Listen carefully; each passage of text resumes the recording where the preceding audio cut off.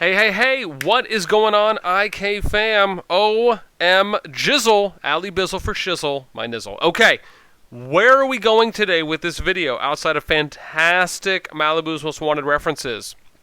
We are going to be talking about dead servers today. But more importantly, there's going to be a couple topics we touch on. One, we'll start off talking about what really makes a dead / dying / extremely low activity server, right? How do you define it? What does it look like? Number two, how can you revitalize activity in your server? And we're going to talk about a couple ways you can do that.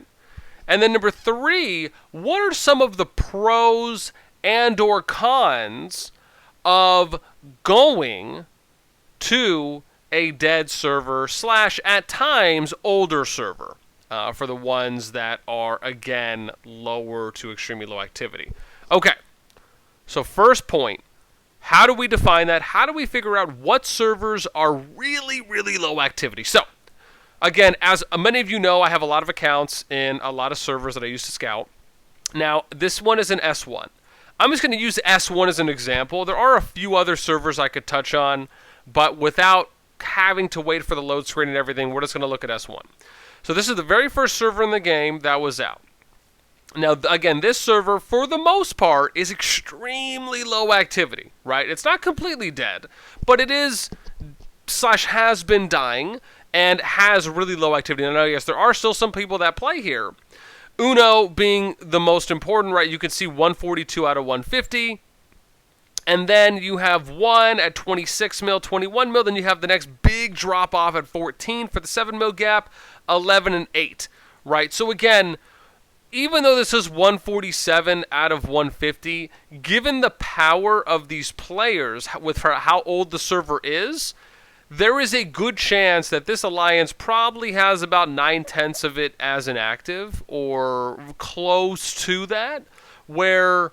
and again, that's only if there's just not brand new players that are in this alliance, right, that have been slowly powering up. Because let's just do a quick math calculation here. So let's say they're at what? So let's look. They got 147 players, okay? So we're going to do 147... sorry, wait, hang on. Let me do this the other way. Oh, dear Lord, I have to remember how to do math. So we're going to do 26 mil, 723, 970 now. We're going to divide that by, gosh, what am I looking at? Sorry, 147, right? That would mean the average power of these players is at around 181,000 or 182,000 about, right? Now, that could be the case. But given how long the server has been going on for, 84 mil honestly is still pretty low as well, right? I would imagine even here in Uno, they probably have a decent amount of inactive players, right? The ratio here would be here, and we'll show this for you as well. So it's 84, 360, and then we're going to divide that by 142. So that means the average power for these players is 598,000, right? Now, to give you an example... right, this server's been up for over a year. If you factor in the beta time, right? Because again, the first 8 servers were beta servers. So with that in mind, right, my main, my main that I had back in S8, right, I hit close to 500,000 within, around like month 3, give or take. Again, with that in mind, right, I guess month 3, month 4. Right, as low spend, the idea there is even if it's free to play, yeah, maybe you're pushing it another month, but a year, you probably should be a little bit over that. So again, if not a decent amount, maybe 100, 200,000 over that. So the point here is that when you look at these numbers, right, we do the average calculations for kind of what general progression growth looks like over consecutive months, and then you factor in the number 2, number 3, these lower ranked alliances, right? This would be the type of server that you can see that, again, is low, right? Low, extremely low activity. Now, getting into number 2, how do you revitalize a dead-ish / extremely low activity server? Well, there's a couple ways you can do this. One, and probably by far the most important, is you need to work on consolidating, right? So, as an example, right, let's look at some of the system stuff, because I don't even know how long it's been. Let's see if there's been any recent mails here, and probably not. I think from when we checked this last time. Okay, so 32 days ago, right, people asked, right, to join the server 1 Discord. And that was, and then what, 30 rewards given to those deserving? Yeah, so a couple here on declarations. I don't know if there's been any notices. Personally, I think I'm a little bit more fan of doing that. Okay, again, another declaration 36 days ago. Right, let me see if there's anything even that. Oh wow, because we're going really far back. In short, one of the first things you can do is you would want to send a server mail out, and your server mail should be telling people, saying, "Hey, in some form of this, for any current active players that are still left, right? If you are in this color, go to this alliance. If you're this color, go to this alliance, right? Your first objective should be trying to condense all of the remaining players, right, to one alliance per faction at a time. Once you fill that alliance up, then you work and go to the second one. God, I'm giving gold nuggets here today, fam. Okay, so after you do that, and let's say you're able to fill one alliance and one faction close to a second alliance, let's say halfway for, or let's just say halfway for the other two faction alliances, right, based on players if you have 150 cap. So maybe you have about 250, maybe 300 players left. After you have consolidated, then, at that point, right, one, you should be consistently sending other mails out. You should also be posting in World Chat and Kingdom Chat, reminding players of this, right, reiterating what you said in your server mail, but probably a little bit longer because you can do 500 characters compared to 300 for the server mails, which, dear God, please increase server mail capacity to 1,000 characters. And then also, dear Lord, if you don't mind, please update the format to how server mails look. Make them more like alliance mails. We need a subject line, then the message body, right? Let's pimp it out. Let's even add a statistical mail to it, but we don't care about seeing the people. We just want to know yes or no numbers, right? That would be peaches and cream. Freak my limousine. Thank you so much. Okay, now we are at a point where we're slowly starting to revitalize. We're getting some things organized. Now, when you post these promo messages in World Chat and Kingdom Chat, then the next thing you need to do is scour through, right? Have one person in each faction scour through their Kingdom Chat. Then you have someone scouring through World Chat. Start identifying any current active players that are left, anyone that's posted, right? And then you direct message them and let them know, hey, we'd love to bring you into this alliance. We're trying to consolidate our active numbers so players can benefit from, one, still getting more health, possibly getting some chests, right? Then you need to start looking at redistributing territory. So that's the next important thing, right? Once you really have players condensed, start redistributing territory. So let's say you have 3 alliances that you're really trying to push, one for each faction. Maybe you have one faction that's a little bit more active than the other. At that time, maybe you consider expanding to a second alliance, right? If you're even able to pull those numbers. But initially, I would recommend pulling it to where you have, right, unless you know for certain that you have exhausted all opportunities, try to do like a one alliance per faction split of cities. And again, you can proportionalize it based on, again, like in this case, right, in S1, you could do something like, okay, green prioritizes, and then you'd try to push everyone into one, try to push everyone into EMP, and then maybe one gets, 3/5 of cities, and one and EMP get 1/5, right, at least until they're able to bring the power up and consolidate more. Then you can look at further redistributing later on, right? But these are some things you can do initially that hopefully will help your server out to try to revitalize. Okay, so we have that down. Now, what do we do next, right? Because at that point, boss, we've probably exhausted everything that we really can. Well, the other thing that you can do is you can, for example, when Titan Tula comes up, let's say there's players that are going to Titan Tula that are not in one of the main alliances per faction that you're pushing people to go to. Wow, now you've just been able to identify more players, more people for you to direct message. Let's say Contention of Relics is going on, and you are looking for people that are in a similar situation to Titan Tula. Look at the players who are going to COR or even going close to the Forbidden Zone, right? Do the same thing. Message those players if they're not in an alliance that you are pushing to try and consolidate and funnel activity into.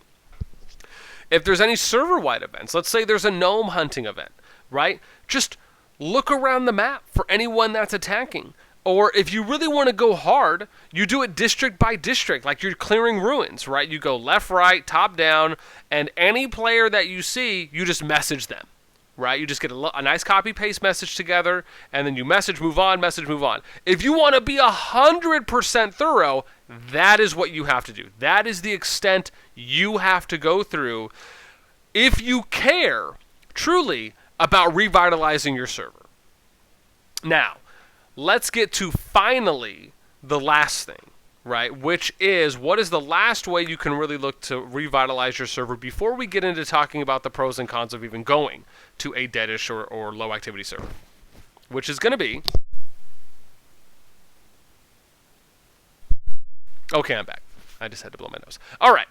It's going to be migration. So, you needing to then bring in players outside of your server into the server through migration, right? This is going to come with you needing to recruit. You have to provide selling points. Why are people going to want to come to your old server, right, versus a more active server that migration is open for? Well, because I'm such a generous individual, for the most part, I am gonna give you a few tips here, right, on how you can go about selling your old server to be more lucrative for players to come to versus a younger server that just opened up at 90 days. And this is, again, because I've done this before, as well in other kingdom builders. Okay. The reason why, or some of the reasons on how you can sell an older server is that typically, in an older server, you usually are going to have one, and probably by far the most important, higher and more further along developed shells or alliances, meaning that your tech is more developed. Players going to these servers are going to be able to take advantage of getting an immediate boost to their personal account when it comes to their troop marches, or I should say the troop march power, doing things like AP recovery and SP recovery, right? For example, things where you have increased gathering speeds, increased load capacities. All of these benefits are going to be what a individual can get just from joining one of these higher ranked alliances, right? Again, as long as these shells are being maintained and currently developed. The second thing that you're going to be able to sell players on is, hopefully, given that your server is low activity, you probably don't want to lose any more activity, especially if you're working on trying to bring more people in. What that means is that you are most likely going to be able to work a little more together with however many remaining alliances are there. Number 3, it also means that by going to an older server, right, there's a higher chance that you are going to be able to get into an alliance that has probably the best buildings, or at least a good amount of already max level gold capital city production for you to start generating that as well. Now, keep in mind, you can go to an old server as a new account, and you can level up just a lot easier, worrying about less, and this is point 4, right, is that you can do that and then just migrate out. Right, you can use it as what we like to refer to in the more advanced Kingdom Builder language is we like to refer to them as staging servers, right? Or boosting servers, where you go into a server that, and I'll give you an example of something that has happened in another Kingdom Builder, one that I played before, and I'm sure some of you are familiar with.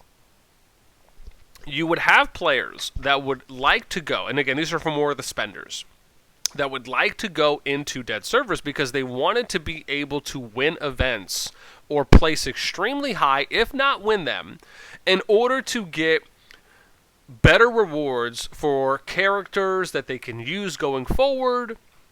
And these are things, again, similarly, if you look at something like a King of the Hill in Infinity Kingdom, or even like a, oh gosh, trying to think even what else would be, like a power-up event,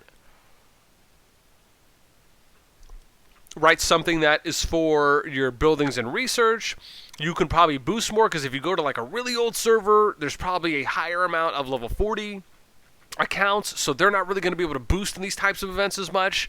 Again, there are advantages and pros to going to an older server. Now, outside of me giving you these gems, what are some cons?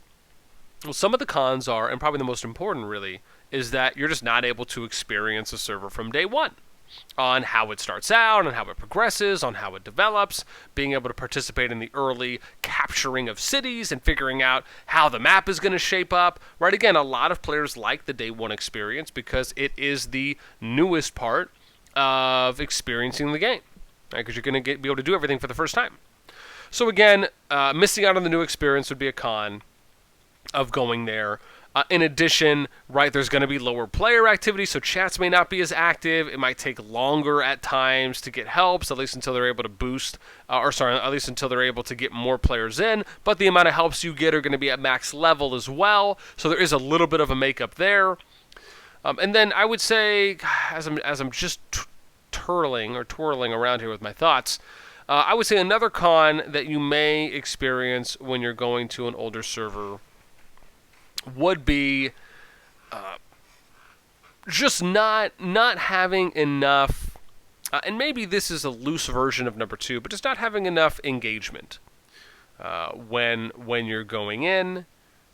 In addition to, let's say you, and again, this is why you should always do your research first, right? You should really go into a server, make an account there, message people there, really figure out if going to an older server for the main purpose of boosting your account better than you can than if you went into a newer server. And the other con, was also that some of the chronicles you might miss out on.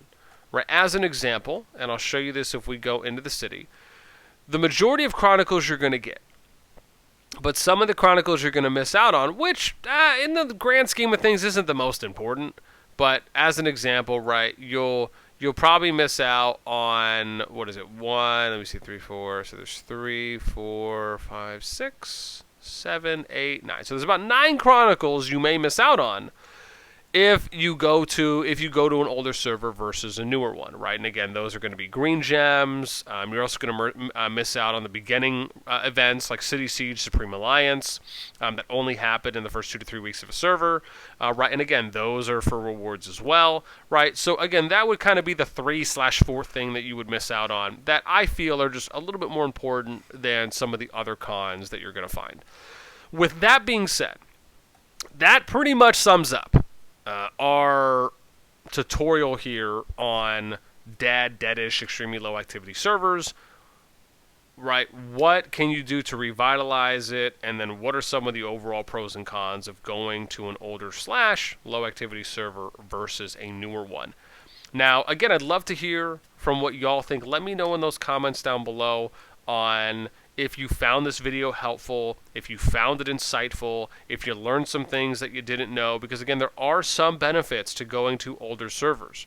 I would say, and actually, I'll give you, you know what, I'm going to save this tip because there is another pro tip I really want to give out, but I'm probably going to save this for another video on deadish servers, because this also involves a little bit of migration that would be really good for me to expand on as well for another reason. So I will do another video on this, so definitely look out for that. But that's it for me. I am Audi 500. I will catch y'all next time. Laters.